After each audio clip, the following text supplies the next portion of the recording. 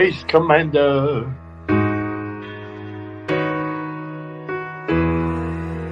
Space Commander. Space Commander.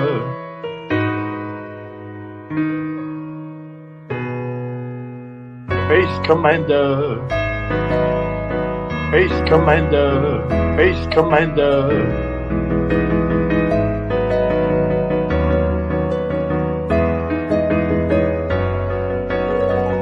Space Commander. Space Commander. Space Commander.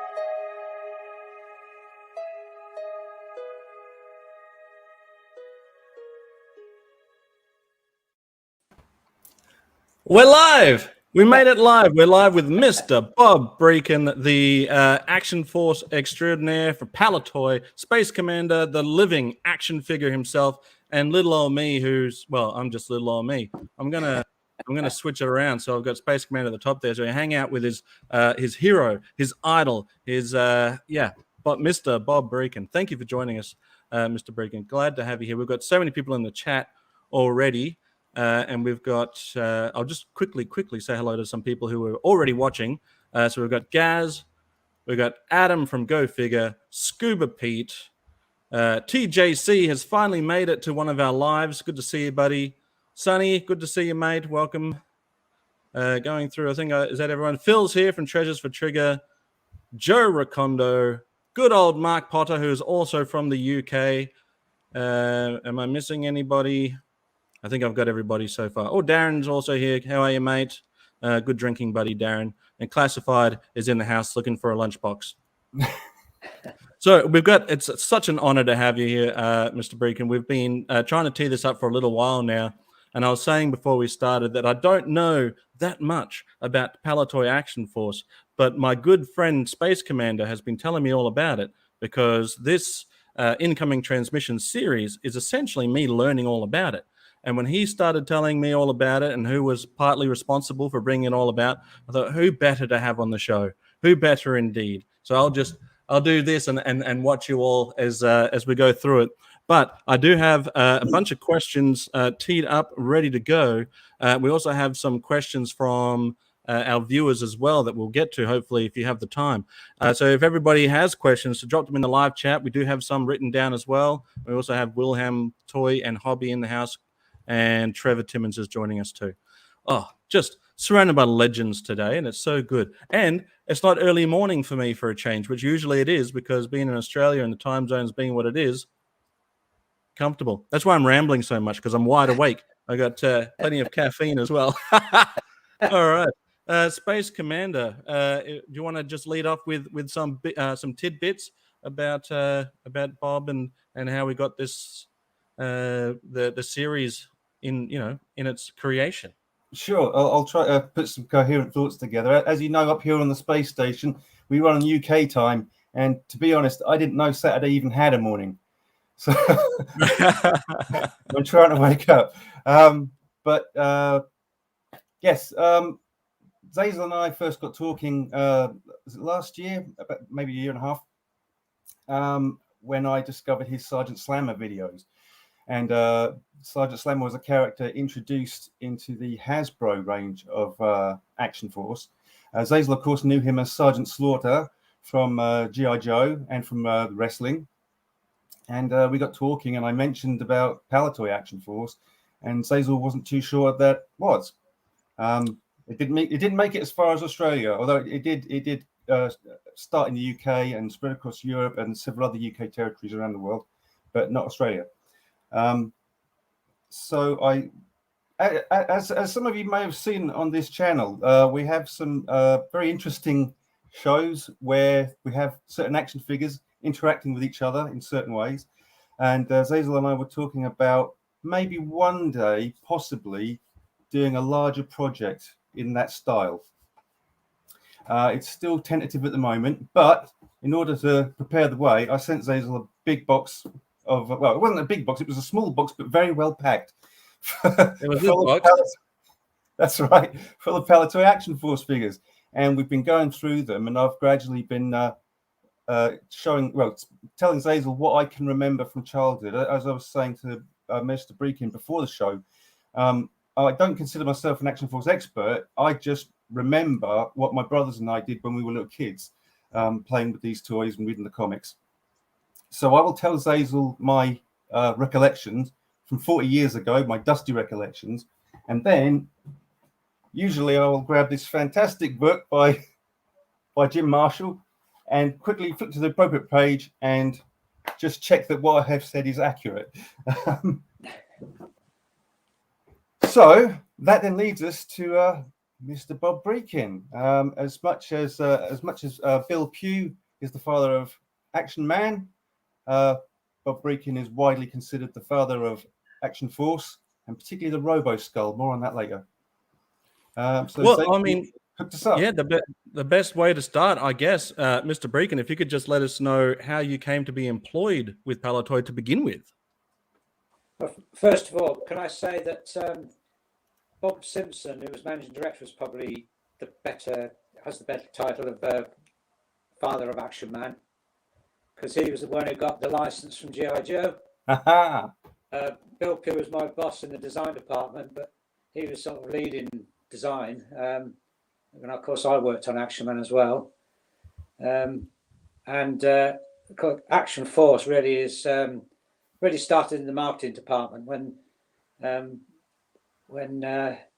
was Star Wars really. I mean, Hasbro were the same. You know, they had to bring out a smaller figure when Star Wars brought out their smaller figure. So right, we were both working independently. We didn't know what each company was doing, and I think they spent a lot more time on theirs because they developed the bending arms and the bending legs, and we didn't have time to do that. So we had to copy really the Star Wars design. The bendy figures, right? Yeah, the 5 points of articulation, because it worked, and we didn't have time to sort of. I did do some work on bending legs and stuff like that, and bending arms, but we didn't have the time to get the tooling ready for that. And Hasbro, they must have thought about doing 3 3/4 inch Joe. Certainly, the year after Star Wars came out, but we didn't think about it till 81. So that's why we ended up with the sort of Star Wars like figures, with just 5 points of articulation. So, but you want to know what was the original question, Zazel?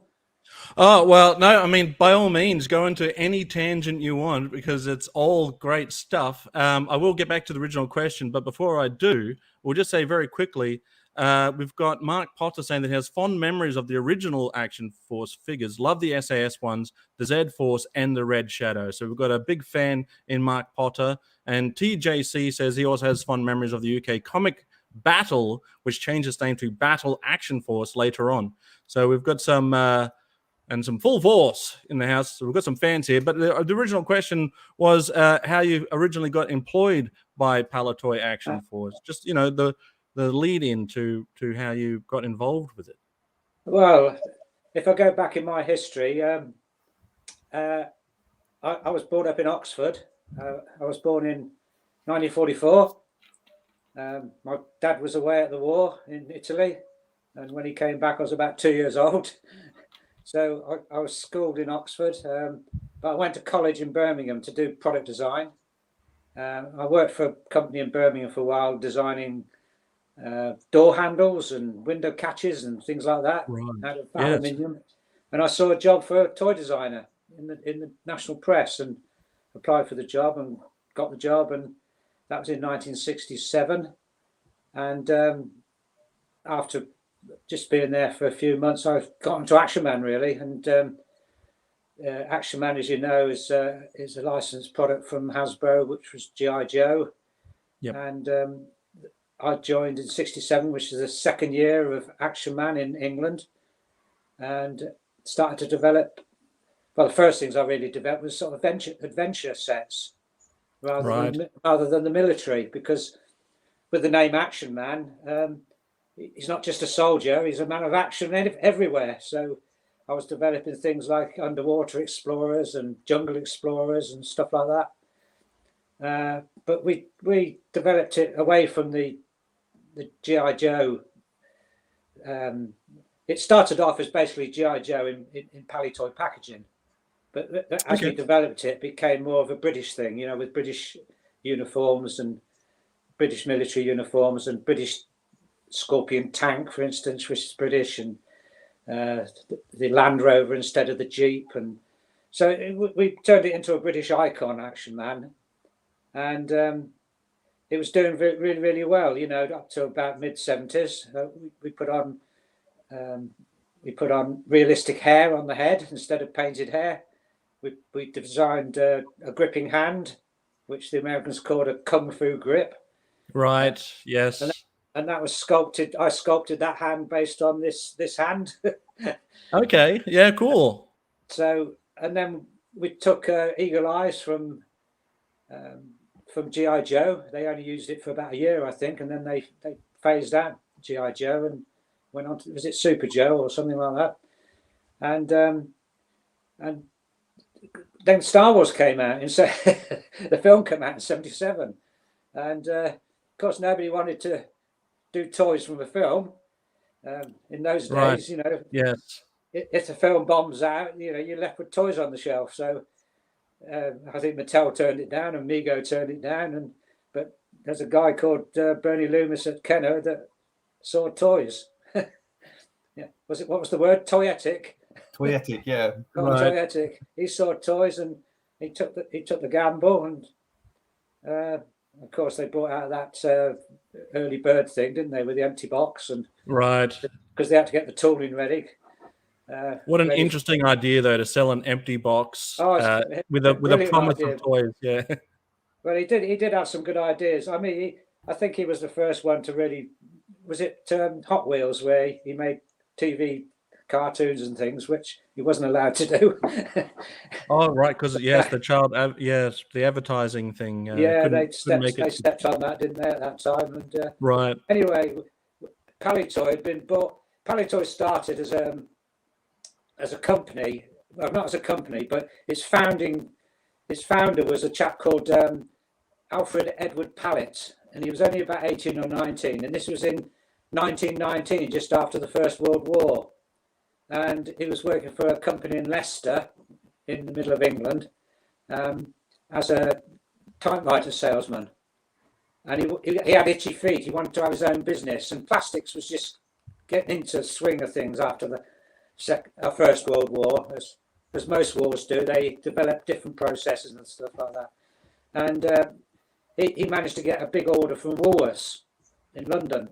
And he was only 18, going on 19, young chap. And he had to fulfill this order, and he had to get a factory in Leicester, which was an old boarding house, and get some staff and everything like that. And he fulfilled the order, and then he started making toys in 1920, which was I don't know if you know, a windmill that you buy at the seaside and you stick in a sandcastle. Yeah. The wind blows through it, you know. He started making those, and then in 1925 he made his first doll, which was made out of celluloid, which is inflammable. You know, it's quite dangerous. Extremely. He made lots of. Sorry. It's extremely flammable stuff. That's right. Yeah, it is. I mean, we just had the Queen's funeral, and back in about 1935, 36, her grandmother went to the British Industries Fair, where the company was called Castleloyd. That was his company. She went to the British Industries Fair, where Castleloyd was showing all the products, the toys and so forth.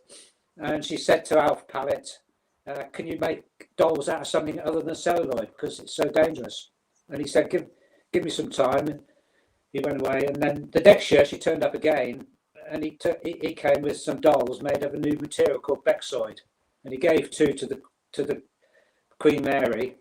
And there's a photograph I show when I give talks of our Queen when she was about 6 or 7, with sitting around her dolls, and one of them looks like this Bexoid doll. You know, so that's the company, and they expanded. They got bought by another big company, a big plastics company, at the beginning of the 30s, called BXL, which is Bakelite Xylenite,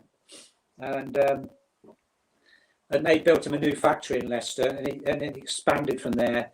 But come the 60s, they wanted to get out of toys, so they employed this guy called Miles Fletcher to make the toy range look really good, so it could be sold. Somebody would come along and be interested. Right. And it was a time in this country of advertising on TV. It's just coming in. In America, you had Mr. Potato Head was the first toy that was advertised on TV. The first one in this country was a doll called Cindy, which was like Barbie, Right. by pedigree. And of course, he wanted to get some toys which you could put on TV, and you could also expand, because the toys up to them were just sort of standalone toys. So he got this guy to work with him. He was Bob Simpson, who I mentioned earlier, and he'd sort of grown up in Castlewood in Leicester and became marketing manager. So the two of them came over to Colville in Leicestershire, where Castlewood were making Palitoy toys. They'd expanded from Leicester into Colville. So they came over there, and they came up with, the first one they came up was a doll called Tressie, which was like Barbie, but she had a secret. Her hair grew. You could. Oh, right. I could do some of that, but you could pull her hair out of her body, so Right. make it longer, and then you could wind it back into her body, so you could make it shorter. Okay. And then they came up with a doll called Tiny Tears, and she could drink water and cry tears out of her eyes and wet her nappy, a diaper as the Americans call them. Right. And then they came up with G.I. Joe. They got a license for G.I. Joe. So those three toys really made the Palitoy brand, and they were all advertised on TV. They were all sort of won awards for. Action Man got the Toy of the Year that year he came out, and Tiny Tears had Doll of the Year for 3 years running. Well, So that's how Palitoy came about. And then General Mills, General Mills, they got Kenner, they got Parker Brothers in the States, and they wanted to come into Europe. So that was the company that came in and bought this Palitoy range off of Castlewood. And then from then it just snowballed, through the 70s. So that's the story. And I joined in 67 and went through to 1984. It's interesting that you said you were making doorknobs, and then you saw an ad to design toys. What do you bring with you when you're in that job interview, saying, "Okay, this is what I'm currently doing. I'm making doorknobs and window latches." What was the process after that? To get the job. Yeah. So how do you go from that to designing toys? What do you bring to that interview for that? It's difficult, isn't it? I mean, it's a completely different products, but yeah. I mean, I took along a portfolio of drawings and things, and I was also making little plush toys for people in my spare time, Right. and giving them away as presents, like little gonky things, little strange characters. So I suppose they thought maybe there was something in that. I don't know. So we've got a lot of people in there in the chat saying how great it is. So Trevor is saying Bob's toy history knowledge is incredible, and Phil is saying that it is amazing hearing this history, and I got to agree with you there. And good friend Scuba Pete says, Bob, I recently received the Action Man scuba diver as a gift from the lovely Dave at Vintage Toy Rush. He also sent the underwater treasure set. So damn good. Yeah, that's nice. Thanks, Scuba Pete. I didn't have anything to do with the underwater treasure set. I think that was bits and pieces we took from Hasbro. But I designed the underwater explorer set, which is Scuba Man. Adam says you got the job by walking in with a sack of doorknobs and intimidation. That's great. Oh, poor old, where did I see that here? Poor old Phil says that he often cries when he has a drink too, just like the Tiny Tears doll. But I was actually, I was saying, does he wet his nappy as well? Phil, you're going to have to let us know what else is similar there, mate. I hope not. It happens to the best of us, mate. Don't worry about it. But I was mentioning off stage that I didn't know who this character was. You were able to accurately tell me who this character was, of course. But you also mentioned that as an Australian, that I might have thought this was Ned Kelly. And you're not wrong. I would have definitely thought this was a Ned Kelly action figure. But yeah. Space Commander, you've got a follow-up question, which I'm also dying to hear the answer to.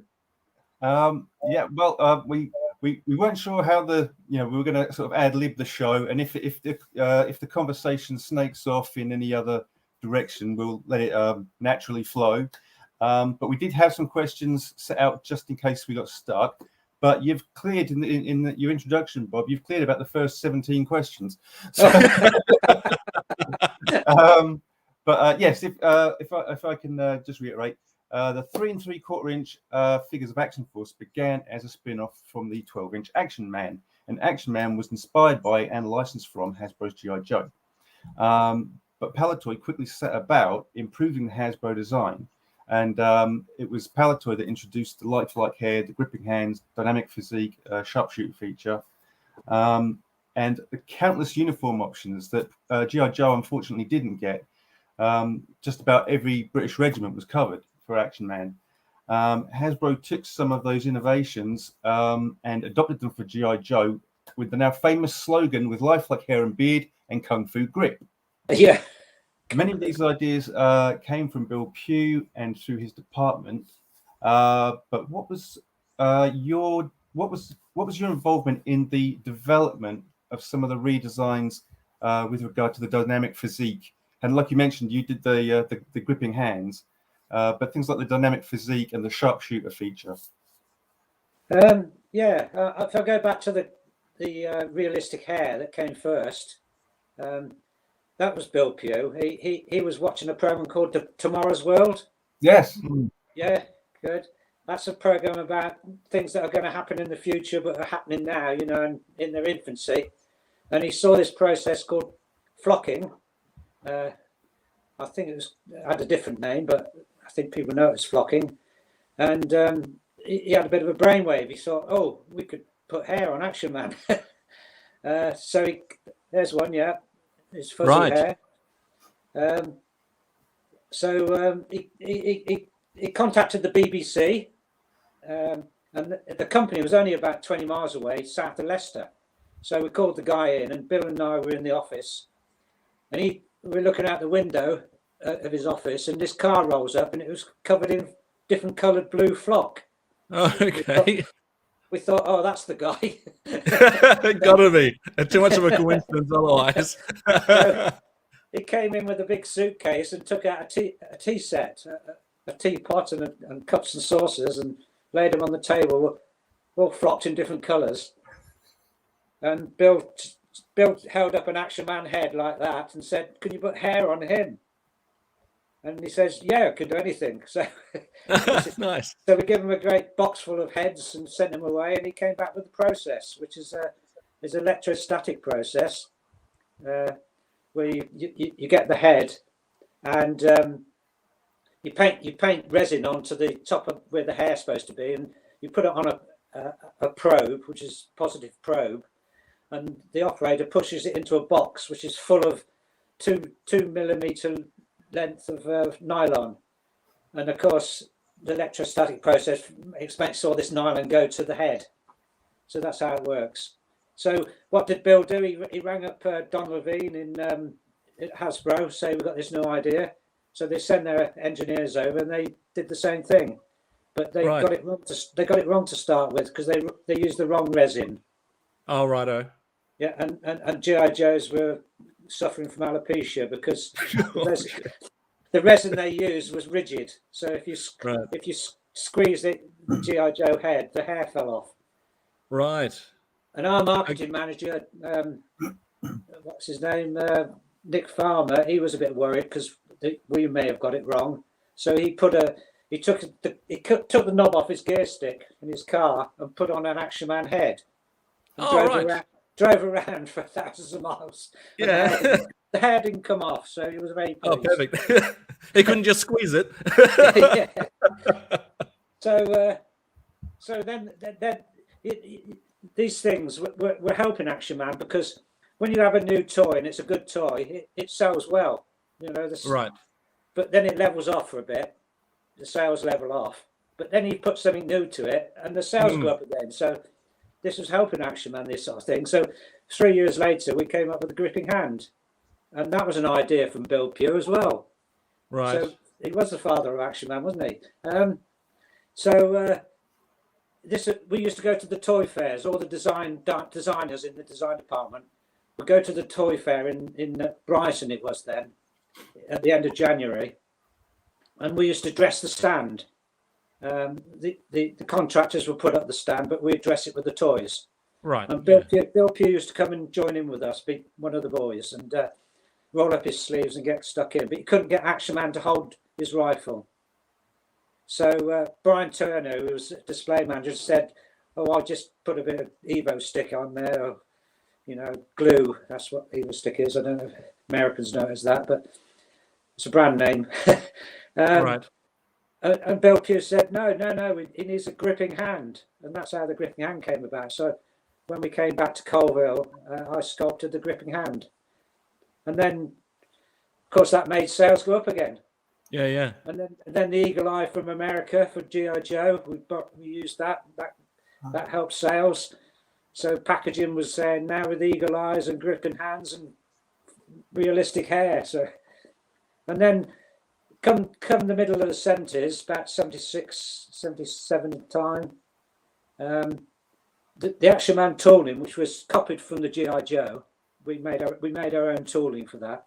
It was starting to wear out because it had made millions and millions and millions of Action Men.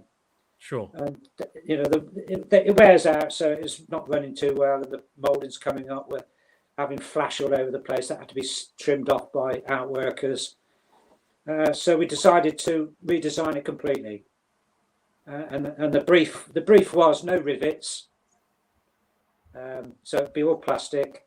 It had to have the same maneuverability as the original. And what was the other thing? There was something else as well, but I've forgotten what it was. Anyway, that's what we did. So we took about over 2 years redesigning the dynamic physique. Another good thing for marketing, nice name. Now with dynamic physique, and then the sales go up. Yeah. So I could use some of that myself. Yeah. So that's what we did. What we had to do there was we had to get the guy that did most of the work on that, working for me, was a guy called Ivor Edmonds. He did all the sculpting of it. Worked out. Well, I think the idea to do it was to have like bones inside the flesh. Right. So there was these mouldings inside the leg where you could click together. So it could be assembled by hand without any equipment. Right. And so I've worked it all out and sculpted it.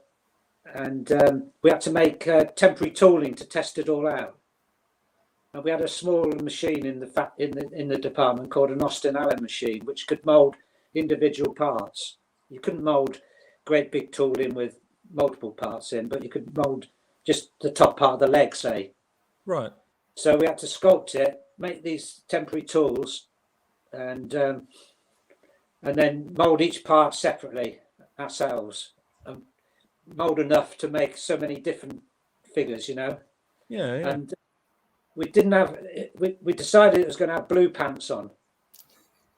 Okay. And, but we didn't have any blue material. All we had was a bit of green material lying around. So we moulded the first figures on these temporary tooling with green pants, and some of those have got out to collectors. Okay. Yeah. They've escaped, as it were. Out to the world in their green underpants. Yeah. So that's the That's the dynamic physique. So after that, we did come up with another idea that Bill Pure had moved on, and we had another design director called John Hawkes, and his son was about sort of Action Man playing age, and he couldn't get his figure to, when it was lying down, to look up with a rifle. Yeah. In the prone position, and he'd come up with a little idea of molding us like an Adam's apple on the top of the neck of the body. Right. So when you push the head back, it clicked over and held his head up.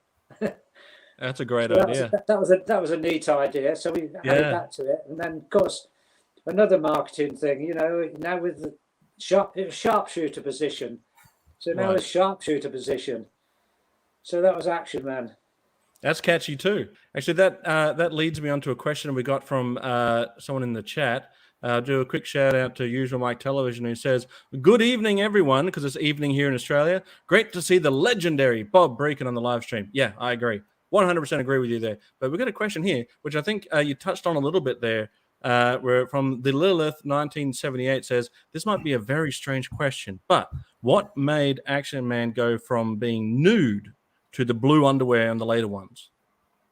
Well, when we came to redesign him, we decided to hide his embarrassment, you know. Right, fair enough. So we designed him with pants on instead of missing a part. Fair enough. Wasn't anatomically correct. That's right. You got it. I couldn't get the words out of there.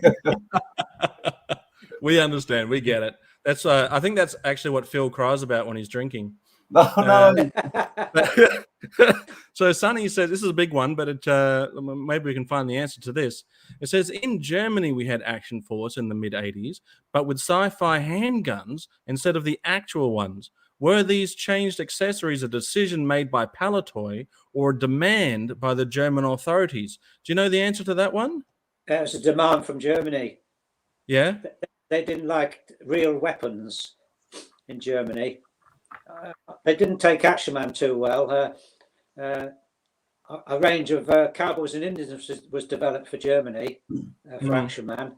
So you had an Indian chief and a US cavalryman and that sort of thing, because they really liked westerns in Germany. Right. You couldn't sell anything in Germany with a weapon that looked like a real weapon. So Gotcha. Things like Star Wars got away with it because they were sort of futuristic blaster guns, and So yeah, it was a demand from Germany. Yeah, I can sort of understand why. So Joe Recondo says, "Has Mr. Brechin ever met or worked with any of the Hasbro designers? I was curious if they ever had to team up or anything. Was there much communication between you guys?" There was communication on the marketing side. And Bill Pugh would meet up with them as director. I never got involved in that side. But when I left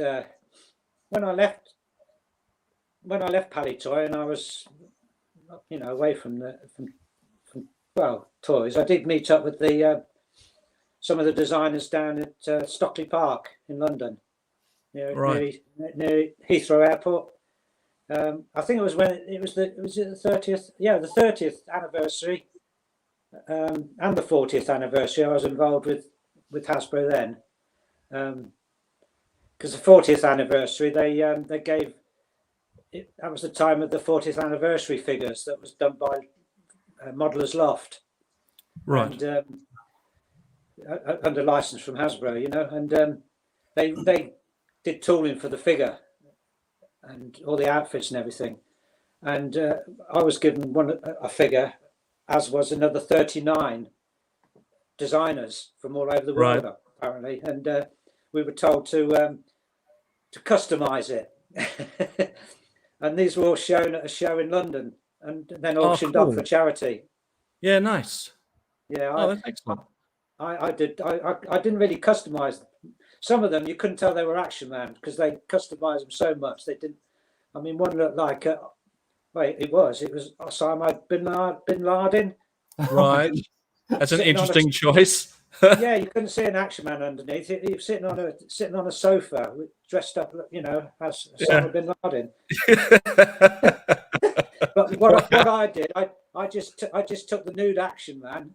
Yeah. And I took a resin cast of my hand, which is 4 times Action Man size. Yeah. Put it on a plinth, and I just put the Action Man in the hand as if he was holding it with the hand. Yeah. And that was my contribution. Oh, that's brilliant. The original Kung Fu grip around Action Man's. Yeah. And you could put Action Man into different positions inside this hand, Yeah. I love that idea. As Bob's saying, they're not going to forget what I did. Just like that, Space Commander. They won't forget me. Well, so, to think, I didn't get involved with the Hasbro designers when I was working at Palletoy. Right. Well, you know what? It goes to show, though, that you get invited to these wacky things like creating your own Action Man art design, but I can't imagine you get asked to a lot of doorknob conventions. So interesting the way the world's taking it. So we'll just do a quick shout out to Mark Potter here. He's a local UK lad himself. So he says what he loved about it back then was that all the 3 3/4 inch figures and vehicles were available everywhere. Not like nowadays. The shop in my town sold them and were great prices and absolutely loved them to bits. So while I don't remember ever seeing Action Man, apparently in Australia we did have Action Force for a little while before it transferred over to Hasbro G.I. Joe. I don't have any recollection of that. So Phil, I'm not sure about that. But I do know that back then, if you wanted a toy, you could find a toy basically. Like the toy stores were filled with toys. Maybe not a specific toy. Like I could never find a Sergeant Slaughter, which is still giving me childhood trauma today. But you could go out there and find some toys. The toy stores were just filled to the brim with toys back then. Not like today. Is it weird? I'm going to ask this question though, Bob. Is it weird talking to grown men about action figures? Yes. I imagine it would be, yeah. Like because they're designed, and that's fine. Like it is weird because it's designed for children to grow up with, and then grow out of, and then move on with their lives. But it seems like from anything from the early '70s up to the '80s, if you were born in that era, we just can't let our toys go. We're just holding on for dear life with these things. So yeah, I often wondered if it was weird. But yeah, thanks for. Yeah, it's a real generation thing, isn't it? Your generation. Got to be, because my dad never talked about any of the stuff that he liked as a kid. Like he wasn't talking about hula hoops and dice and yo-yos and stuff. Yeah, weird. I bet if our parents' generation had had the internet, they would have found each other like we have. Said, am I the only one who thinks this? No, other people do as well. Great, let's start talking. Yeah, there's that as well. Yeah. It's linking up, isn't it? It's linking up with people. What kind of stuff were you into then when you were a kid, Bob? Mr. Brechin, sorry, that's don't let me get too relaxed. Bob's okay, Sazen. Bob's okay. Cool. Yeah, when I was a kid, I didn't have many toys, but as I said, I was born about 3 weeks after D-Day, and during the late 40s and the early 50s, it was, it wasn't a lot of money really. We weren't as well off as kids today, or some kids today. And there weren't so many toys around, Sure, yeah. I can remember having a cowboy outfit with the cowboy hats and a 6-gun and all that sort of stuff. And we always got a bike in those days. That was the big thing you got, was a bike. Yeah. And my cousin was pretty well off. We weren't so well off. I used to go around and play a lot with his dinkies and his Matchbox cars and stuff like that. Yeah. But I didn't have many toys, quite honestly. Didn't have many toys. So we've got a quick comment here from Go Figure, and then I'll throw it back to you, Space Commander. He's saying, Adam from Go Figure says, I love that it is clear that Mr. Brechin didn't just work on Action Man, but clearly there was joy and passion in his work. A joy to hear him speak. There you go. Well, thanks for that comment. I've forgotten the chap's name now. It's Adam from Go Figure. Oh, Adam. I know a lot of people in the Action Man collecting world, but I forget the names now. When I meet them, I can't remember who they are. You know. Yeah. I see people and I say I know you, but I can't remember your name. There's one or two. I'm good with faces, but I'm lousy with names. That's right. It gets worse as you get older, as I say. I can barely remember my own name. My vote. All right, back to you, Space Commander. Don't let me hog the limelight, mate. Did he put Auction Man on there? Did he? I think. Yeah. Auction Man. We had Auction Man here in Australia. Yeah. Did you have Auction Man? It's a little bit different to Action Man. This one, it sold to the highest bidder. Oh. There weren't many around. Yeah. Your cousin would have got one because he was well off. Yeah, he's well off. I wasn't so well off. That's an interesting point you made, Zazel, about the toys being available everywhere back in those days. My older brother, who was the first person in our house to start collecting Action Force figures, he got his first few from the newsagent. You know, pop in for a newspaper, pick up the newspaper, maybe a comic book, and come home with an action figure. And then, of course, me and my little brother saw those and thought, we're going to have some of this. But, they used to give the marketing people had a deal when they gave them away in comics. It's a way to promote it, you know. Yeah.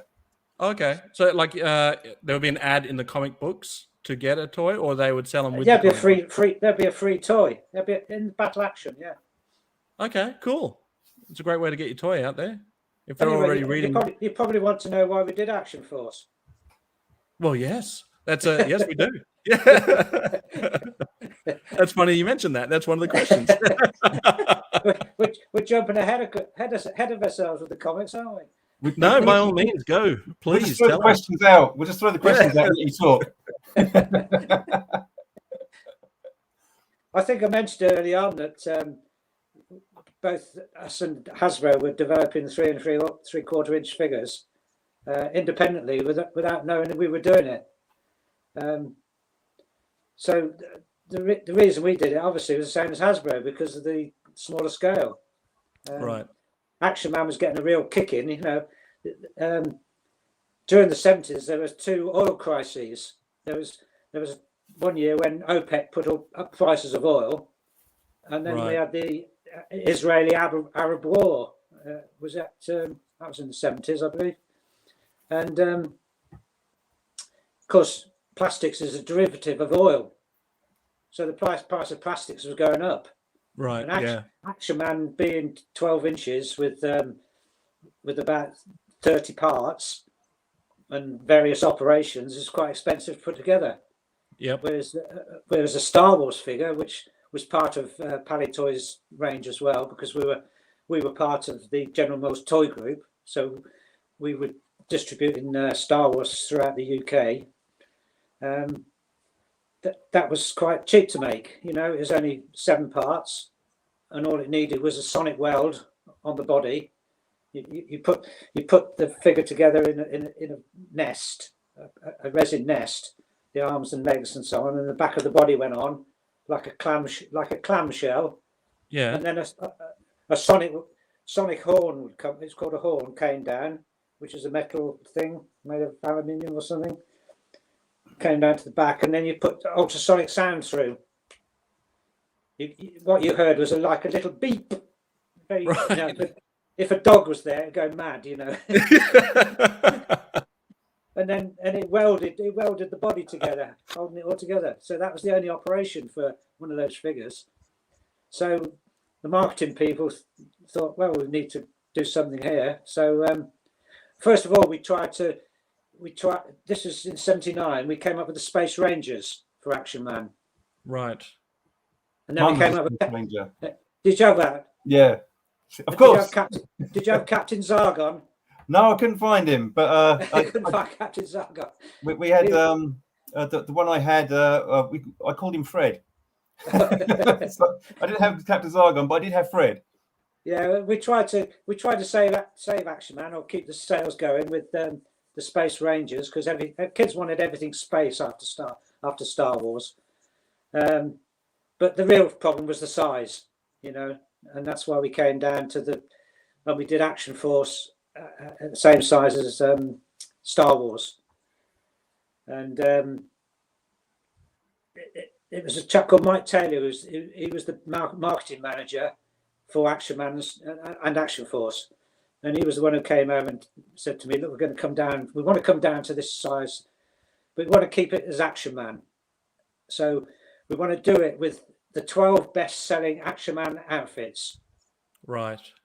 So 12 figures, the 12 best outfits, which is the Frogman and the Deep Sea Diver and the Royal Marine and all those sort of characters, helicopter pilot.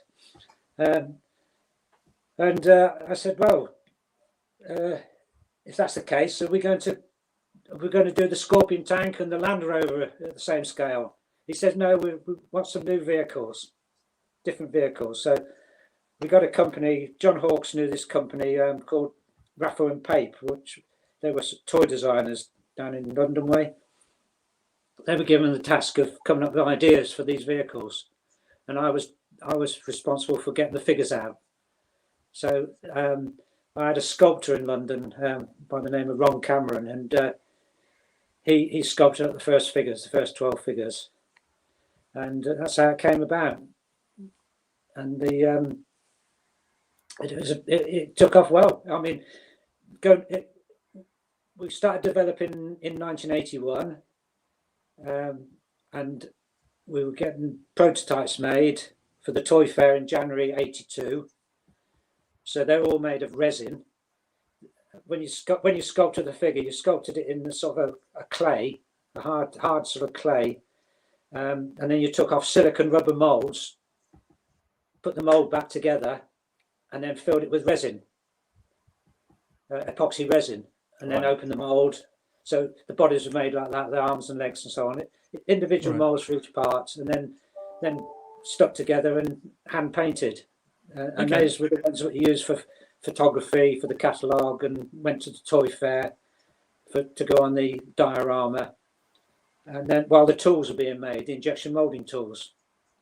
And the injection moulding tools, the cavities for those tools were the same thing. You took moulds off and got resins out. Actually, we took metal out. We used a metal. It's a very low melt sort of mixture of lead and other metals. And you could clean those up and polish them really well for the tool maker. And then he went through similar processes, but he made beryllium copper castings for the molds because they got good heat qualities. But they were dropped into a steel bolster, and that went into the injection molding machine. So that's how the molds were made. And then all these tooling was being made ready for '82 when it came out around about, must have been about May time, early May, as things started coming out. And then of course, when we had Star Wars, we did a bit of development on Star Wars. We took mostly we took the tooling from Kenner, molded it here, and made it in the factory, assembled it in the factory. We made our own. We made our own tools for the Land Speeder and the TIE Fighter. Okay. But mostly we were borrowing the molds from Kenner for about a month, molding enough off for the production. Yeah. And so we did some design work. We didn't like their Death Star. Right. Yeah. And we couldn't fit that into our sort of costings really for the UK because it was a massive, great big piece of plastic, you know, and it wouldn't have sold over here. So we designed the card version. Yes. Yes. Star. Yeah. So we designed that, and then when we were doing Action Force, of course, naturally we did a card that first year in '82. We did a card version of the Action Force HQ, which I designed. We tried to extend it more so that it wasn't just like the Death Star, just a hemisphere. We designed it so it had moving parts. So there was a piece that came out as a runway, but when you fold it back in and went on the top, it was a helipad. And so it's a great, ingenious way of creating something at low there cost it is. as well. Oh, that's great. Yeah, there's the helipad. awesome. If that comes off, that's it. It comes off and folds down and becomes a runway. Oh, nice. Sorry, my arm's in the way.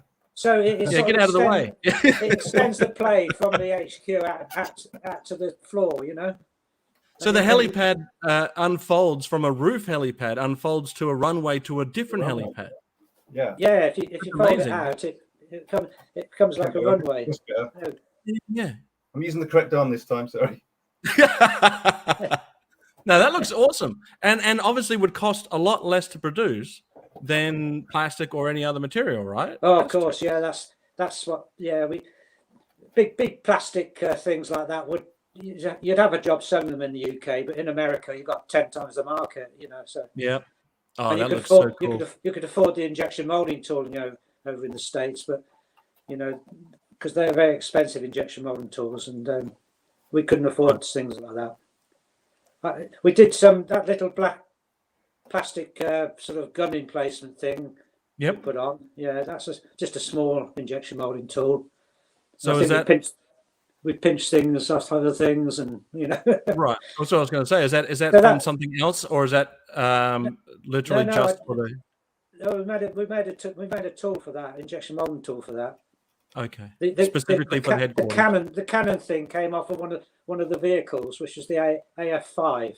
Yes. We had AF5 and AF3 and AF7 and all that sort of. I think I had so that was my design. So, and I thought kids might sit on that. So when I did that helipad on the top, I actually sat on that to test that it wouldn't collapse. Oh wow! Okay, I wouldn't give it a go. Space Commander, sit on it. Sit on it. Let's see it. he daren't sit on it. It's worth a lot of money. That is exactly. That's what I'm not seeing on it. But one of the things about this that I really love, I think it's ingenious, is it's a feature that's not mentioned anywhere in the instructions. The features listed on the features listed on the box. It's not mentioned there either.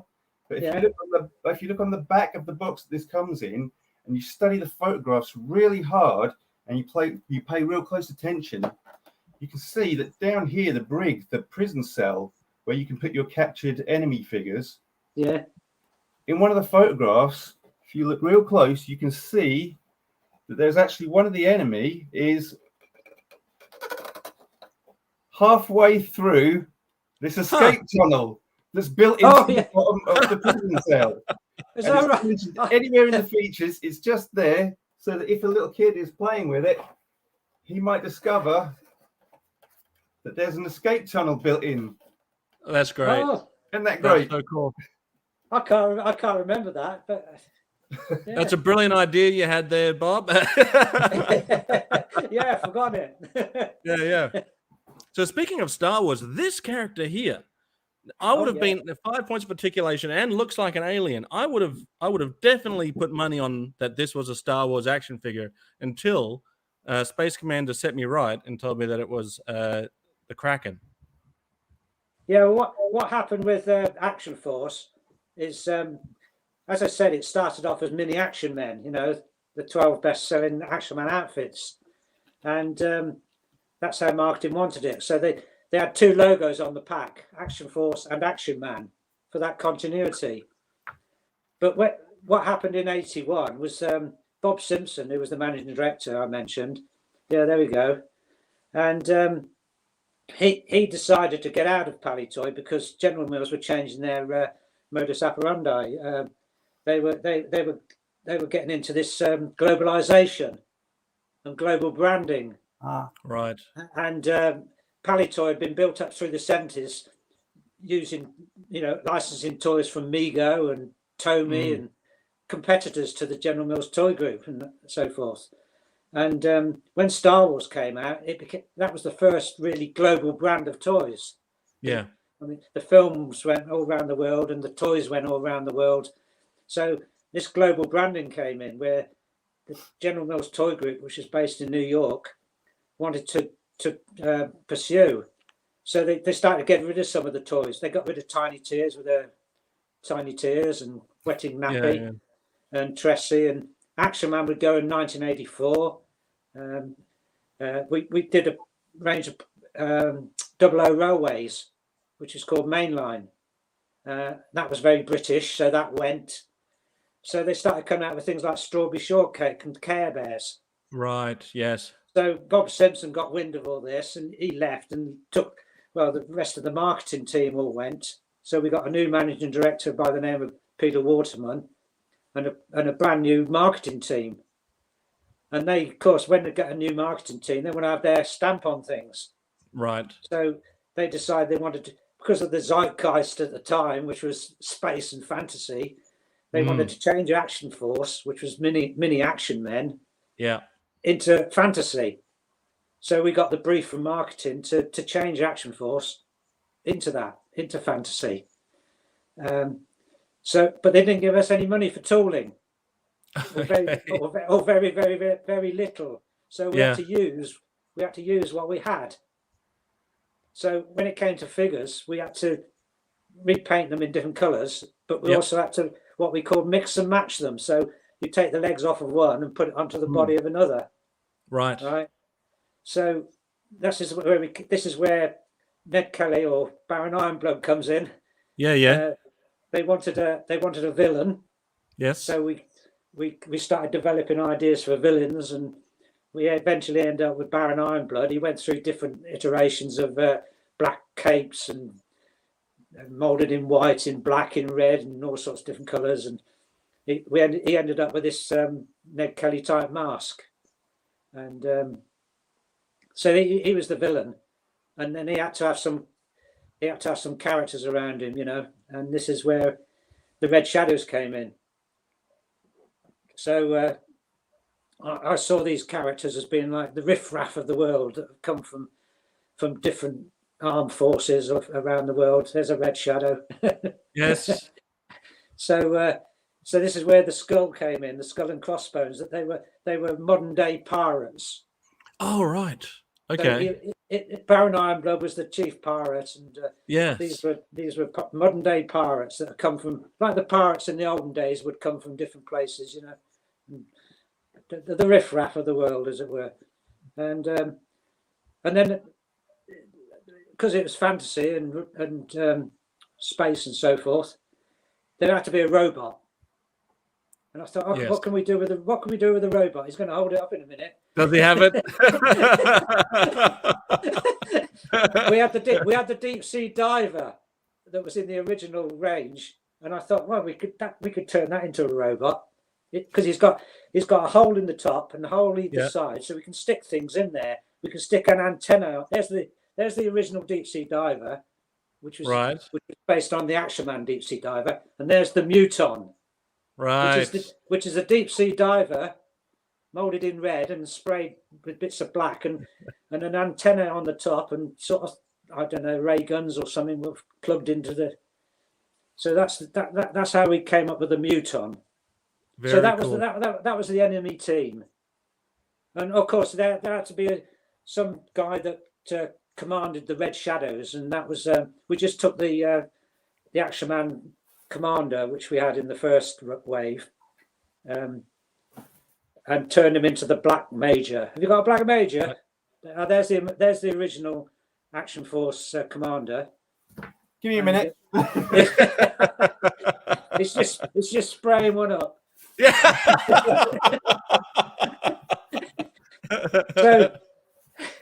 So that was the enemy team. Has he got one? Have you got one, Space? You better have. The Black Major. The Black Major who commands the Red Shadows into their deadly deeds. And there's the skull and crossbones there.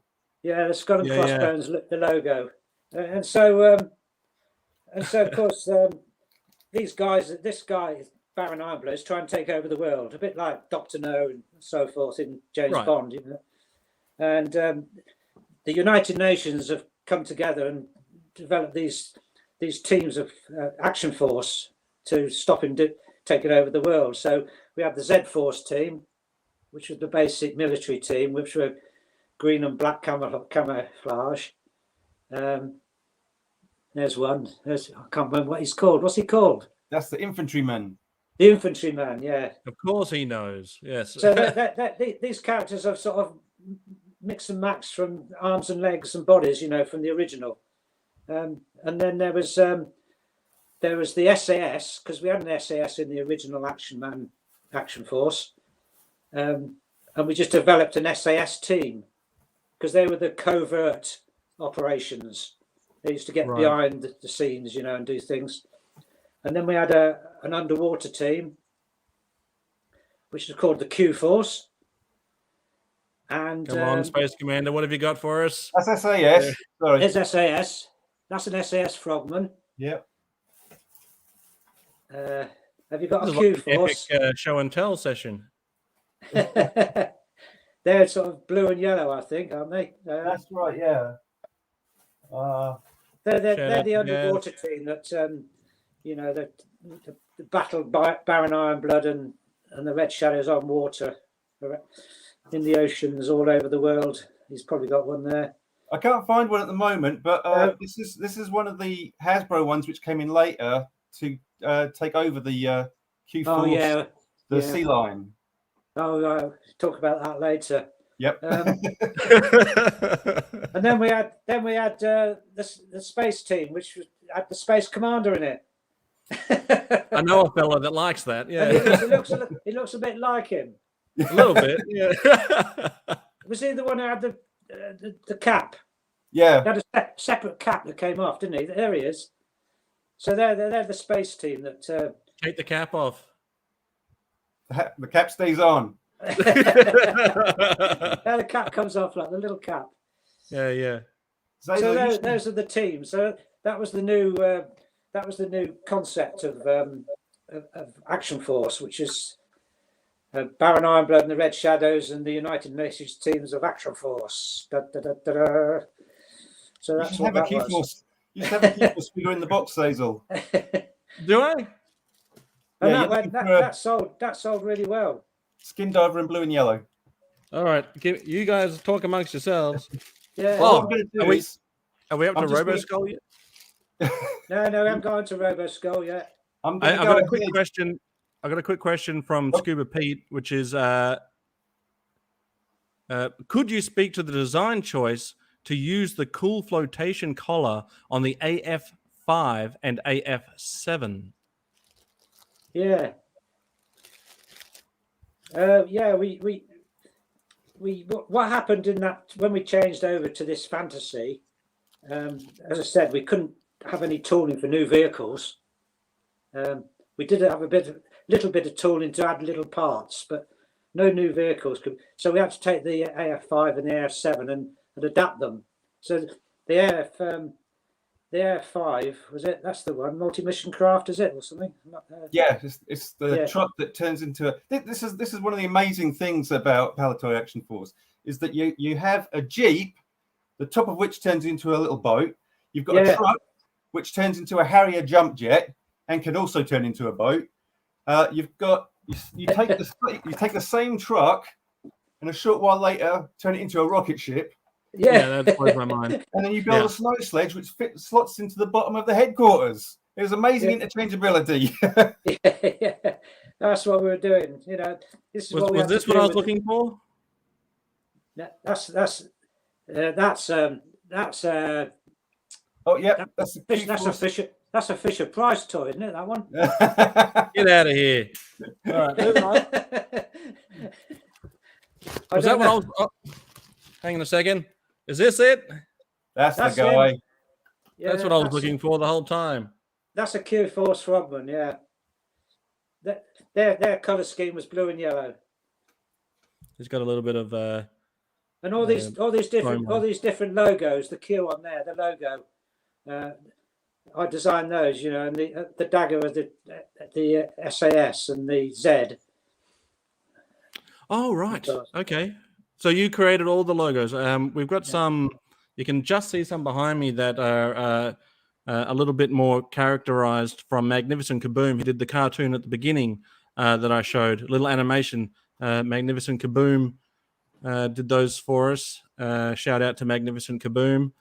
The Skull and Crossbones was designed by Greg Hughes. Now, Greg Hughes designed the Space Rangers and Captain Zargon and the special team for Action Man, which is like a military force 30 years in the future. So he came up with the that logo for the. I mean, it's such a great design, the Skull and Crossbones, because it's not it. I mean, obviously, it harkens back to pirate days, but it's also got its own little character behind it, right? It's not straight up. Yeah, it's got sort of like a.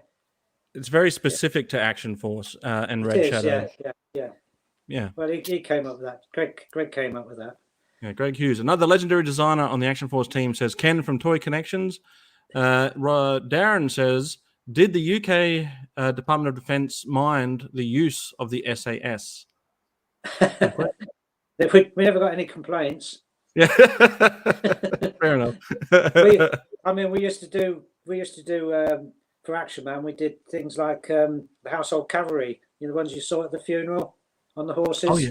The Blewz and Royals, and the lifeguards in red, the Blewz and Royals, and we did those, and we had regiments knocking on the door trying to have theirs done as well, like the 17th and 21st Lancers. They were knocking on the door. We did theirs. We did there with the big lance, Yeah, and we went down. Bill Pugh and I went down to the headquarters, the barracks in London at Whitehall, and came back loaded up with uniforms and saddles and all sorts of things for me to sit down and reduce down in scale for Action Man. And when we finished, we always made one for them in a big Perspex, display box. Oh, that's cool. Yeah, and gave it to them. So probably the commanding officer at the time has got it in his lounge now. I went down there once to the museum, and I never saw it in the museum. So it must still be somewhere on display in his household. So that's what happened with Action Man. Yeah. That must be amazing that they were willing to hand over uniforms and horse tag and whatever you needed a copy. Yeah. So I think it's fair to say that more people were into it than against it. They loved it. I mean, we did the Action Man 105mm gun, a big, field gun. I saw it in the national press that the army was just about to come out with this gun, and I phoned up the Woolwich Arsenal down in London, where they hold these things, and I said, can we do an Action Man version of your gun? It actually hadn't been in service, and we got ours out before they did. But it was an actual firing gun where you could put Action Man at the back and load it up and fire it, and we had to make sure that was safe. Of course, it had rubber-nosed missiles. Okay. It only came out a short distance, but that was all passed and everything. But we got it out before the army. That's pretty cool. I think coming out a short distance might also have been Phil's reason for drinking and crying. Sorry to give you another. Poor Phil. We have to change one up called make a doll called Silly Philly, and he just sits there and drinks gin and cries into his cup. But no, he's a good friend. Sorry, Phil. I'll stop picking on you now. You started it. Well, I'm just going to go ahead and delete the next 16 questions because that's fantastic. I was interested in the transition from first of all, when to meet the schedule to have Action Force ready for January 1982. Were you still working on Action Man simultaneously, or was Action Man put on the back burner? Yeah, we were. We were coming up with. We were trying to save Action Man, really. One of the things we did, we concentrated on the SAS. We were back to the SAS again. We came up with 4. First time we'd done really a regiment like this. We came up with, I think there were 4 boxed items, which were flagged SAS. We did the helicopter and some outfits and stuff, and that was to try and push Action Man along a bit. And then we're still having trouble with it. And John Hawkes, who was my boss, he got that company Raffo and Pape, who'd come up with the designs for the AF7 and AF5. He got them to come up with some ideas for vehicles for Action Man. Now, we knew that they'd never happen. The tooling involved with astronomical, really. But they were fabulous designs, and the prototypes still exist at a museum. And but the toy group, the General Mills toy group in New York, stopped that. They wouldn't allow us to go ahead with that. So what did we do? We took the vehicles that we had, which was the helicopter and suit craft, and there was the training tower, which we had for Action Man, and things like that. And we designed a completely new range of outfits, a bit like the special team that Greg Hughes had come up with. He wasn't with us then; he'd moved on. So we had, instead of having all these disparate sort of outfits like the Royal Marines or the helicopter pilot or the frogman or this, we came up with a team, all in the same camo and stuff, but different characters, and we coloured it in a different way, and we coloured the vehicles to match. So it was a bit like an Action Force team, a bit like the Z Force, but so they were a team, and that went on the Toy Fair in 1984, in January 1984, and when we came back from Toy Fair, we were told by the company that Action Man was going. Oh. He's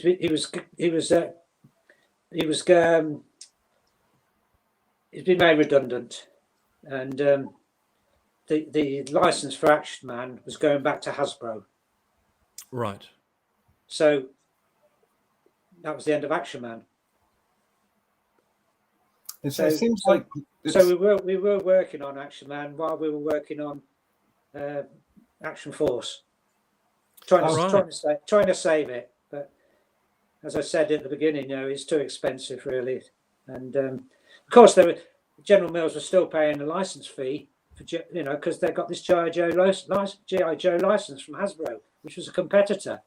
So you can see that thinking as well, where we don't want to do it anymore. Yeah, it's back to you, Hasbro.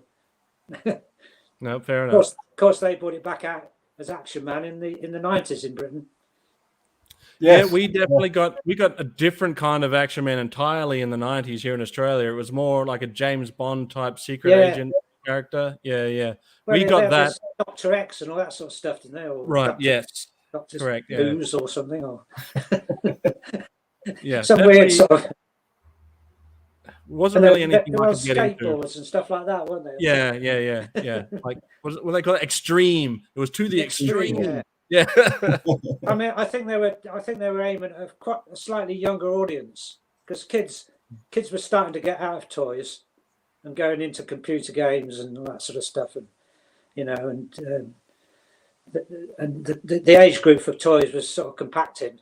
Yep. And and whereas Action Man, kids of 12 were, back in the day, were 12, 13, even 14, probably playing with Action Man. When come the 90s, they weren't. They were on computers and so forth. So I think Hasbro pitched it at a younger age group. You mentioned earlier the Action Man special team. To help Zazel along, that the majority of Action Man uniforms were based on historical military. Yeah.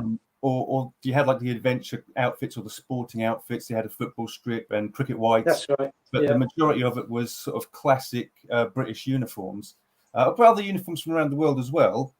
But the special team, this was a look at what a soldier of the future might look like. That's So right. I was interested, Bob, in of the first 19 Action Force figures, which were basically Action Man shrunk down, the different costumes that Action Man wore shrunk down. Of the first 19, there was about 4 or 5 of them which weren't the classic ones. They were based on the special team, the assault force. Yeah. So how were you guys able to convince the higher ups at Palletoy that we don't have to rely on the classic stuff, we can do modern stuff, futuristic stuff as well? Bearing in mind this is before Space Force came along. Yeah. Well, as you know, my phone keeps clicking. Let me just turn the flipping thing off. It's Hasbro wanting to scalp you for their new G.I. Joe range. Yeah. Were you picking that up? Yeah, but that's fine. Doesn't bother me. Okay. No. As you know, Action Man was based on G.I. Joe, which was military. So that will set the pattern for Action Man. And the bosses at Palletoy were all sort of ex-military people. Right. Bill Pugh, my boss, he was a naval commander. He commanded a landing craft at D-Day. Wow. The sales director, he was a navigator on I think it was on a Wellington bomber, and he got shot down in Germany and got captured. So that's RAF. So there we go. And so you can see they were sort of inbred into this military, you know. Right. So when I joined, I was trying to change it into adventure and stuff, you know. I was not long out of college and a bit idealistic and a bit anti-war, you know. Sure. But when Greg Hughes joined us, because the department was growing quite big, you know, and we needed more designers, and Greg Hughes came, and he was a great designer.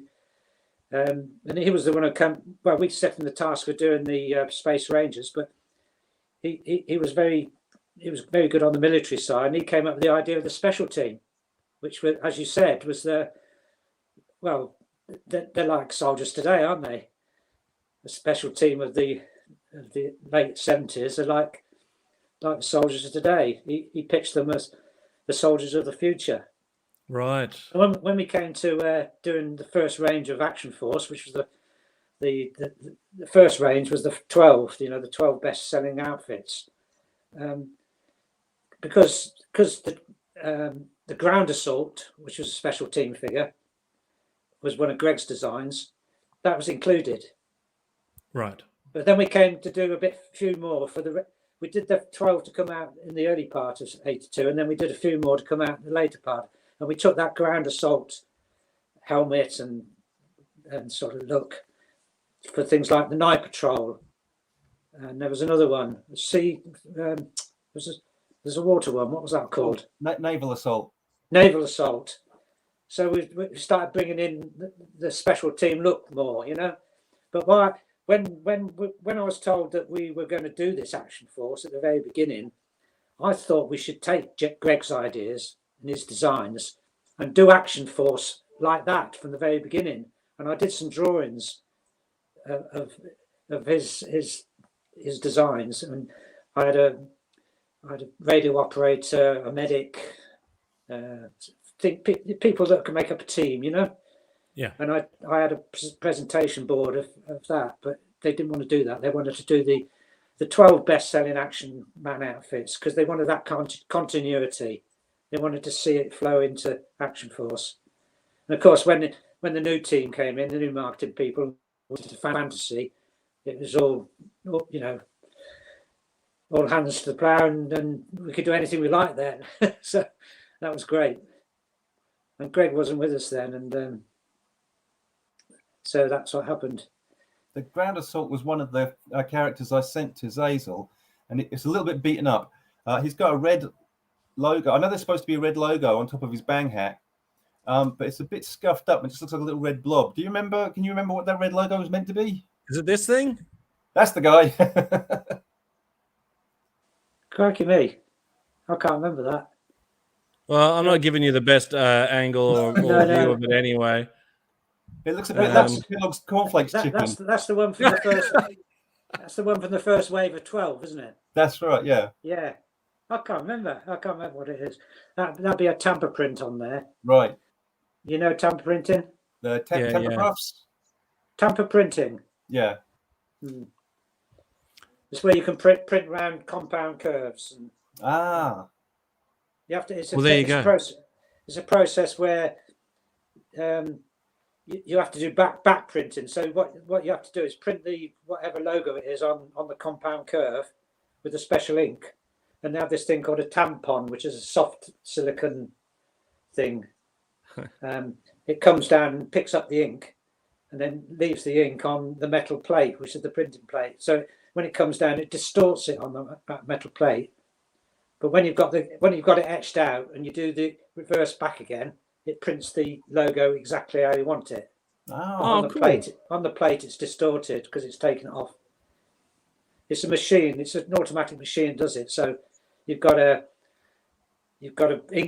ink tray here. You've got this tampon, which is silicon rubber. You've got the plate behind, and you've got the nest here with the object you want to print. So this squeegee comes across, takes the ink across the plate. The tampon comes down, picks it up, comes along, drops it down, prints the. I can't. I swore I wouldn't laugh at the name tampon for something that we're using to talk about toys, but I couldn't help myself. Bloody hell! I was like, don't laugh. Don't laugh. Tampon, yeah. That explains how you're able to get so much detail on the. That's right. That's right. Putting that logo on a compound search, if you did the design in the printing plate exactly what you want and you printed it, it'd be distorted. So you have to do this back printing process, right, to give a distorted image on the printing plate. So I've just made an observation, and this is how you can tell that I'm still learning Action Force, right? Because here I'm thinking that these two guys here are exactly the same, right? Yeah. You'd think that. You would. No, in actual fact, this guy and this guy, where's my camera? These two guys share the same torso. They share the same, and I only figured that out because the back of them have the same canteen and knife on the back. No, I don't think they are. Well, they look exactly the same to me. Are they? Well, then excuse my ignorance. Then they do look very similar. Oh, I will say that this one at least doesn't have the canteen on the back. No, that's right. This one does with a knife, and to my layman eyes, I just presume that it's the same body as this one. It's not quite the same thing on the back, is it? Is it? Well, to my ridiculous eyesight, I thought they were the same. If they're not the same, Space Commander, you've got the book. Oh. Don't prove Bob don't prove Bob wrong if he's wrong. Prove me wrong, if anything. Jim Marshall's book. Well, I couldn't see it. But that's what I meant by mix and matching. You know, you take bits off, legs off, and put it on a different body, and you get a different character. Yeah, because I just assumed that those were exactly the same, but that's they're at least different as far as the bodies are concerned. Yeah, I think we wanted to make the SAS one look a bit more, a bit more meaningful. Yeah, a bit more combat ready. Combat ready, that's the word. The answer is one of you is incorrect. Oh, okay. There we are. One of us is incorrect. Done. All right. Which don't say no more. Right. Yes. Well, so when it came, after that first year of this fantasy range of Action Force, we started in the design department. We started designing some new things because we thought we could, because it was doing well. We thought we could get some new vehicles in. So there was just myself and Brian Turner, because he used to be the display manager, but he came over to do toy design, and we were working together because during the late 70s and early 80s there was a lot of redundancy because the economy wasn't doing well in Britain, and the design department shrunk, and but Action Force was doing well, and so we started designing some new vehicles, and Brian came up with the idea of the sea lion, which is in the book. Yeah, my younger brother has that. It's at my mum and dad's house. I haven't pinched it yet. That was for the Q Force, the underwater team. It's fantastic. The whole of the front of the boat, opens up into these two massive pincers. It's absolutely great. You can knock out a whole regiment of red shadows with the two main pincers, and then plow straight in and grab Baron Ironblood with the mini pincers at the front. It's a great toy. Can we try and reenact that somehow? You will do that. Yeah, he came up with a sort of prototype of that, and then this company, Raffo and Paper Game, we got them to restyle it to make it, because they were good at styling things, and that's how the final one that you showed is the restyled version. But Brian redesigned there's two sort of outriders on it. Oh, he's got it. He redesigned it so that an Action Force figure could sit on it. So it was like a little craft that flew off on its, came off on its own, like a little underwater thingy. So and then I came up with a couple of toys with the Triad Fighter. Oh, he's got one of those. I know this. Which is, he's got a Triad Fighter. Oh yeah. Well, I did some sketches on that. I had this idea of like a mothership and two other ships that could. So you got three figures. So you could play. You know, that came off, and you could spin the wings around. So you could change the configuration of the. You can spin it around, so it went different forwards or backwards. The wings. You could have a sort of a Z-shaped one, couldn't you? Can you reconfigure it? Don't break it. I can sit on it. Yeah, like that. He's one facing backwards. He's been subpoenaed out to Z Force. So I did some sketches of that, and we had a model maker who's still working for us called Kevin Heath, and I gave him the sketches and said, "Make that, Kevin," and he came up with the prototype. And then, of course, the Robo Skull. Robo Skull, you say? What is this Robo Skull? What is it? Pull one out, Space Commander. I'm afraid the Robo Skull has evaded my rockets and flown away. I was thinking that there's got to be another sort of iconic vehicle for the Red Shadow team, you know. And I took the skull off the logo, and I started sketching different ideas for a vehicle based around a skull shape. So one's on wheels, and one's on with tracks, and flying ones and water ones, and this, that, and the other. So just basic sketching, you know. And I honed down on this one, which turned out to be the Robo Skull, which was what I did. I sculpted up a skull in clay and dug a hole out and put a figure in, and so forth, and a canopy, and then I started building wings out of plastic and adding bits to it, and that was the first sort of try at the Roboskull. And we at Palletoy have this, what we call the New Products Committee, which is basically marketing, design, and sales, get together and look at new ideas. And so we took these ideas to the New Products Committee, and they accepted all three, which meant we could spend some money on tooling. Hey! At last. But I showed them the Roboskull, and I thought they're never going to take this. You know, it's a bit too, after, you know, copying things that existed for Action Man and that sort of thing. You know, something as fantastic as this is never going to get through this New Products Committee, but they wanted it. And I designed a pilot and sculpted up a pilot, which was turned out to be Skeletron. So that he was originally going to be the pilot in the Roboskull, and I said this character is called Roboskull, and this vehicle is Skull Fighter or something like that, or Skull Machine or something. I can't remember what I said, and they said no, this flying machine is the Roboskull. There it is, the packaging. this machine is the Robo Skull, and we want a different pilot to go in it. And we're going to do that guy. We're going to call him something different, and the name eventually became Skeletron. Oh, that is in the book. That's in Jim Marshall's book. Thanks, Jim. And so they said we want that out next spring or whatever. And this was probably May, June time of 82.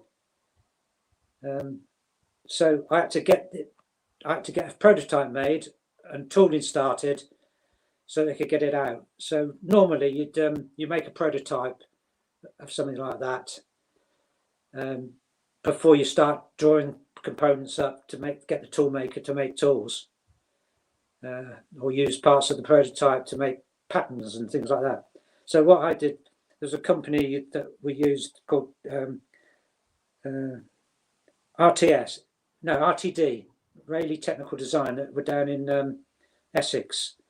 So I went down to see them, and they had facilities to start drawing up drawings for tooling and do prototyping at the same time within the company. So I used them. So I was traveling up once, twice, maybe 3 times a week with little sketches saying, can you do this, and can you change this, and I want to add this in, and I want to work out the mechanism, how the wings turn. And so I was doing sketches and showing them things, and that's how it worked out. And that was to get it out, but get the tooling started before Christmas, so it could be ready for spring of next year. So the prototype was made. That was used for photography, and it was also used on the diorama at the toy fair when we showed the toys. So that was the Robo Skull. Well, fantastic invention. We can't think of a more iconic vehicle than the Robo Skull. If there was anything that I knew from Action Force before talking to Space Commander, it was at least that image of the Robo Skull itself. The one on the box says Cobra on it that I showed. Was there one that said Red Shadows on it, or had it already sort of transitioned over to? What happened? We brought out Robo Skull in '84, and then soon after, well, as I said, Action Man after '84 Toy Fair went, but in the summer of '84 we were told that design department was going, so we were all made redundant. So when it came to '85 product, there was nobody to develop anything during '84, and the marketing took the decision to just take Hasbro product and get rid of the teams. Now, during '83, they had this tie-up with Battle Action Force, the comic you showed. Yeah. So marketing had this deal with Battle to do Action Force with Baron Ironblood and so forth in the comic. So it was called Battle Action Force then, the name of the comic. Right. And when it came to taking the G.I. Joe stuff for '85, they changed the whole story in the comic. Yeah. Baron Ironblood, he gave up the Red Shadows. I think gave them away, didn't he? And they got destroyed by. Yeah, he turned against them. He turned against them. Yeah, that's right. He turned against them, and he sort of morphed into Cobra Commander. Oh, there he is.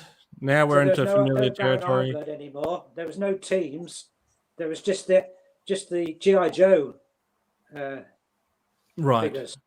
Yeah. The G.I. Joe vehicles. But they must have had a few. They must have had a few Robo Skulls left over that they hadn't sold.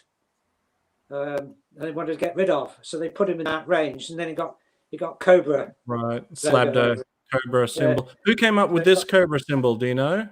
Well, that's Hasbro, isn't it? Well, Hasbro had a different Cobra symbol than this one. If they came up with this, yeah, much different to this Cobra symbol. I didn't pick that up. Perhaps perhaps the marketing people got their agency to come up with a similar thing, you know. Yeah, gotcha. Okay. Yeah. Well, Because we weren't there. we weren't there, so we had no, you know, we've gone. Yeah, gotcha. So prior So to that only lasted a year. Yeah. Because in '85, General Mills decided to get out of toys. do you think Alfred Pallett's death had anything to do with that, or was No. Alf Pallet had retired during the war. There was a story that because of Alf Pallet's death, things changed, but nothing to do with Alf Pallet. Right. He retired from Castleloyd during the war, and he went to. He had a farm in Leicestershire, and he was very interested in breeding rare cattle. He had a farm with these rare cattle on, and that was his passion. So during the war, he was chairman of Leicester City Football Club as well, and but during the war he retired, and he went off and to his farm, like Elton John, you know. Right. Yeah. So he had nothing to do after that. He was out of it. But I've seen a story was saying that because of Alf Pallet's death, so and so happened. Because that's what I'd heard. So it's interesting. No. Another perspective on it. It's completely wrong. Yeah. Right. So he had a whole life outside of all of this, where he was out farming and living the old cowboy life. He was for the golden. Was it the golden 50 years? No, it'd be 60 years. For the 60-year gold jubilee. We got him out of retirement, and we did an interview with him. And he came into the factory to look at Action Man being made down the line and all that sort of stuff. And he gave an interview and so forth. But that's the only time we really saw him after that. So he must have made his money there. He must have retired fairly early. Yeah, that's jammy. Yeah, he must. That's the dream. He must have been in his late 40s or 50s, I should say. Yeah. So there's hope for us yet. We can retire early. Come on, Space Commander. We're a few years off. Because when General Mills decided to get out of toys, and that was because of a lot of money they lost in the great video games crash of '83. Right. They lost about $10 million on that, and because General Mills being a food company, their shareholders like nice steady growth. Right. You know, they like a nice steady return for their shareholding, whereas toys is up and down, isn't it? And because of this fiasco with the video games and the great video games crash of '83, they wanted to get rid of toys, so it was spun off and went on the stock exchange in New York in November '85, and it became Kenner Parker. Oh, right. Okay. Right. And Palitoy name went at Colville in England, and the Palitoy name came down, and the Kenner Parker name went up. The same staff were working, but redundancies and so forth. And they only lasted as Kenner Parker for about 18 months, and then Tonka bought it. Okay, yeah. Oh, wow. And they bought it by borrowing loads and loads of money from the bank just before Black Monday. Oh. All right, yeah. Their share price went down, and they were having problems with this loan they had, probably having problems servicing this loan with the banks, and they had to sell out to Hasbro eventually. Yep. Yeah. And it was still, so Hasbro sign went up at Colville then. and then Hasbro sort of got things together and sold the site at Palletoy, and it became a business centre. Right, so it's a business centre today. Yes, still is, and we've had various functions there to do with Palitoy and Action Man and Star Wars. Cool. Yeah, we're actually we're actually coming to the end of a project called The Many Faces of Palitoy, and that was set up to celebrate the 100 years since Half Pallet started. Wow! Right. So in 2019, and we had an exhibition that ran for 4 weeks, actually at the Palitoy factory in what's a business, which is there's a big sort of conference room there, and we had it in there, and because of COVID, we had to stop things, but we're just coming to the end of it now. And at the end of November, beginning of December, for 2 weeks, we're planning on a little exhibition of Action Force in Colville. Right. Yeah. Fantastic. And that's to celebrate the 40th anniversary. Brilliant. Speaking of brilliant, yeah, got an old friend sitting in the chat wanting to say hello. Analog Toys, Tony. Saying hello, Bob. Hi, Much Tony. love from Tony, Grace, and Tim. I'm talking all the bullshit again, Tony.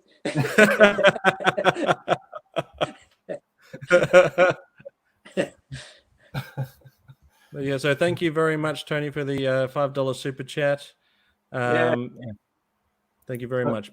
Prior to the Hasbro toys just being simply repackaged as Action Force, when it was still the separate teams, Z Force, Q Force, SAS, and Space Force, there was some Hasbro product brought over to the UK and developed as part of the Palitoy's Action Force.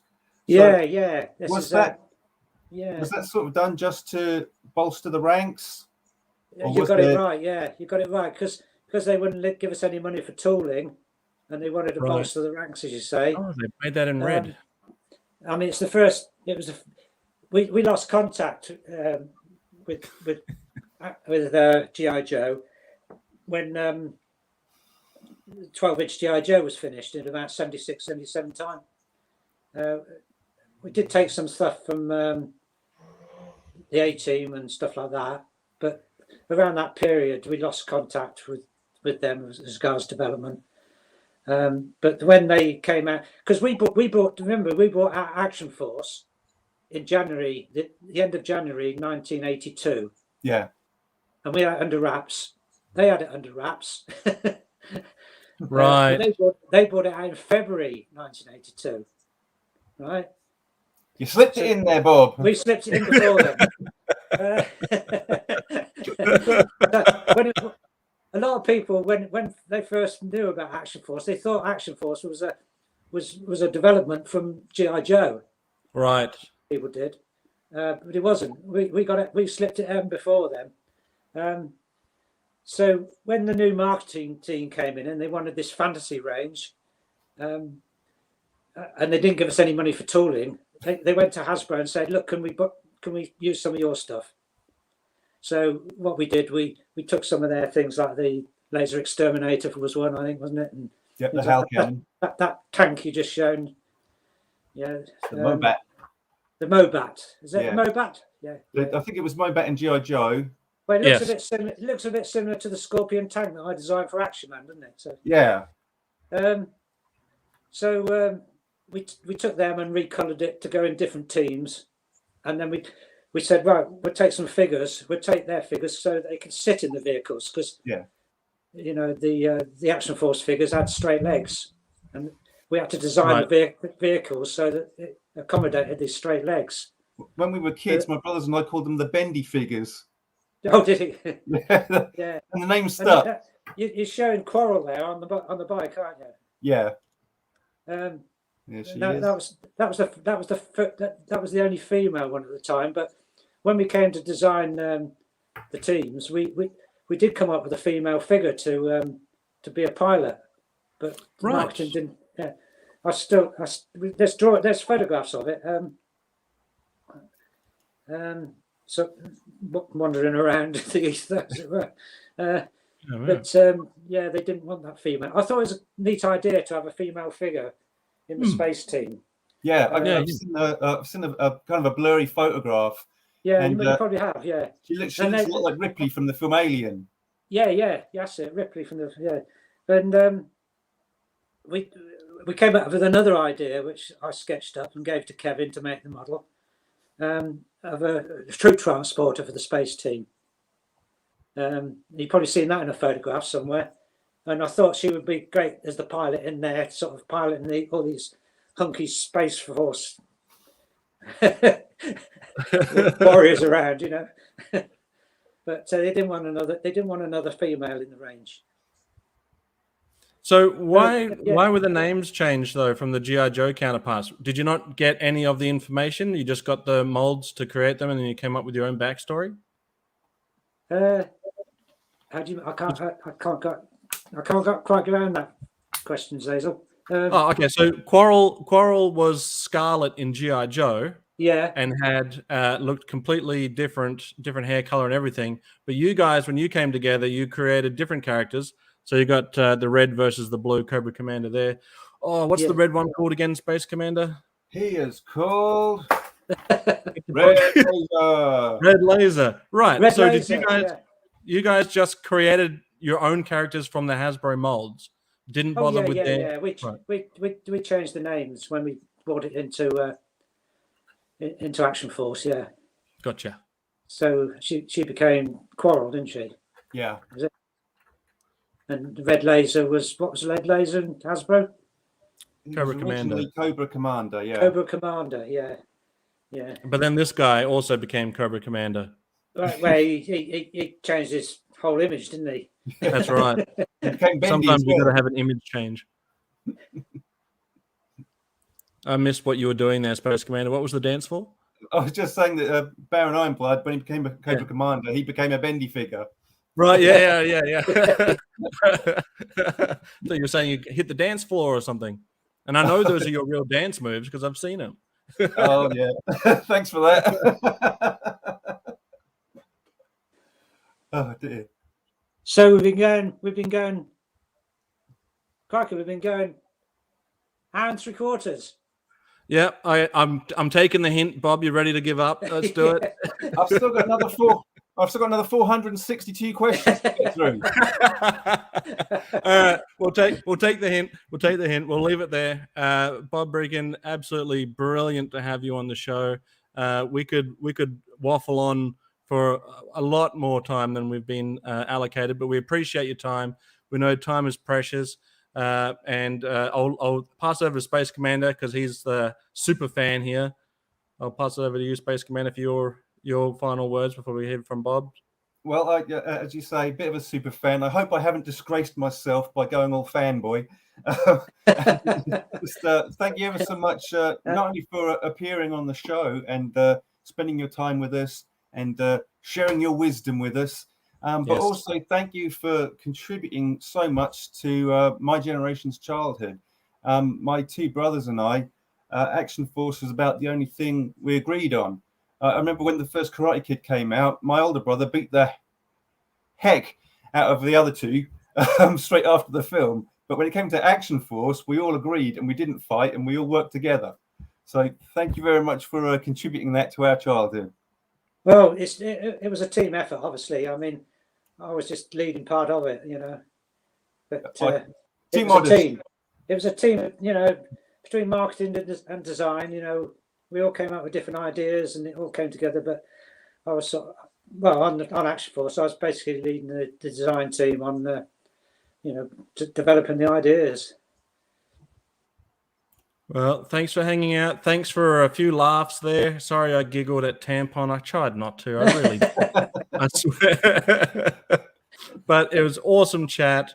Awesome hanging out. I'm glad we got to do it. Classified sends a $2.99 super chat saying, great chat. Thanks so much, Bob, SC, and Zazel. Thank you very much. We'll see you again hopefully one day. But yeah. All righty. Thank you very much. Thanks, everyone. Goodbye.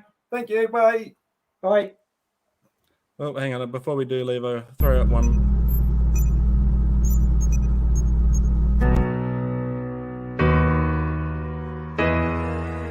Space Commander.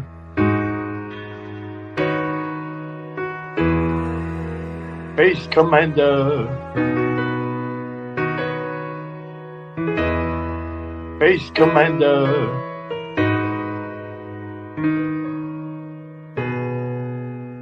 Space Commander. Space Commander. Space Commander.